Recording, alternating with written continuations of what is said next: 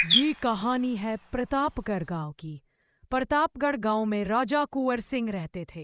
राजा कुंवर सिंह बड़े ही अच्छे और नेक थे। राजा की एक धर्मपत्नी थी जो देखने में बड़ी खूबसूरत थी और आभूषण की शौकीन थी। रानी अपने पास महंगे महंगे आभूषण रखती थी और पहनती थी। राजा अपनी प्रजा से बड़ा ही प्रेम करते थे और हर गुरुवार को अपनी प्रजा को खाना खिलाते थे। एक दिन महाराज महारानी के पास आते हैं और महारानी को उदास देख बोलते हैं। महारानी इंदुमती, आज तुम इतनी उदास किस लिए हो? तुम सुबह से अतिथि कक्ष में भी नहीं। मैं सुबह से तुम्हारा इंतजार कर रहा हूँ। क्या तुम मुझसे नाराज हो, महारानी इंदुमती? बड़े दिन हो गए, मैंने कोई नया हार नहीं खरीदा। इस बार मैं कोहिनूर का ही हार लूंगी। कोहिनूर का हार पहनकर मैं सारे गांव को अपने हाथ से खाना खिलाऊंगी। तुम तो जानती ही हो मैं तुम्हारी सारी बात मानता हूँ, किंतु कोहिनूर का हाथ दिलाना कोई बड़ी बात नहीं। किंतु तुम्हें अपनी प्रजा का ध्यान रखना होगा। हमारी प्रजा के आस खाने के लिए पैसे भी नहीं। यदि तुम उनके बीच वह कोहिनूर का हाथ पहन कर जाओगी तो उनके दिल पर ठेस पहुंचेगी।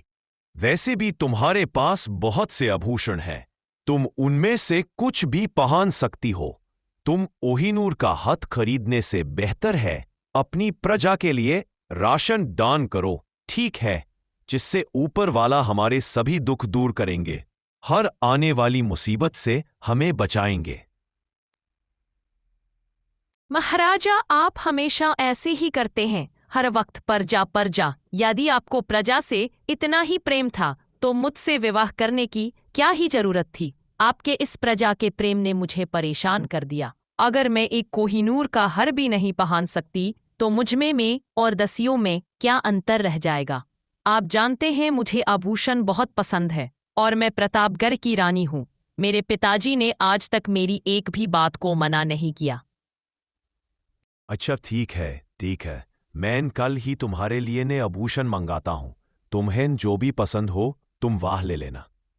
अगले दिन होते ही महाराज महारानी के लिए एक राज्य के सबसे बड़े सुनार को बुला लेते हैं और महारानी को अच्छे अच्छे आभूषण दिखाते हैं, जिसमें से महारानी एक कोहिनूर का हार ले लेती है। महारानी कोहिनूर का हार देने के बाद अपने कहे अनुसार मंदिर में चले जाती है। महारानी का हौत देखकर गांव वाले बिल्कुल हैरान हो जाते हैं। वहीं गांव की एक प्रतिभा रानी का हाल देखकर बड़ी ही ललचा जाती है।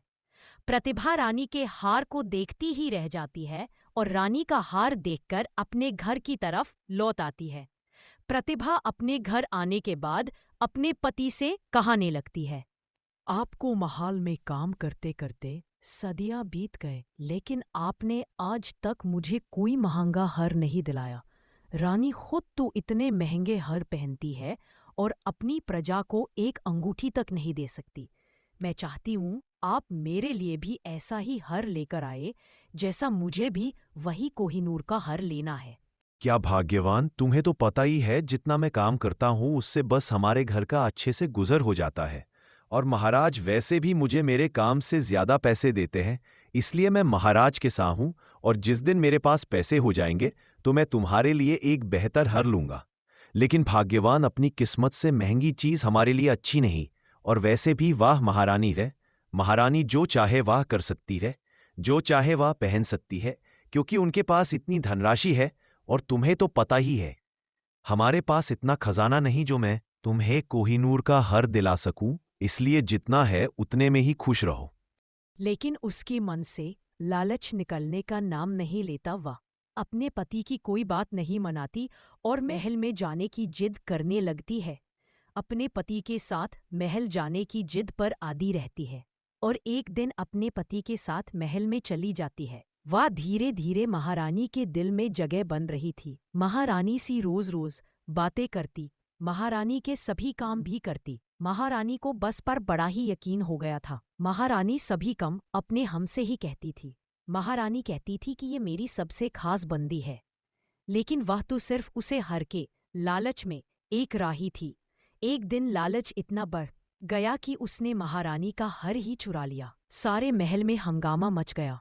चरणों की तरफ महारानी के हर की चर्चा होने लगी।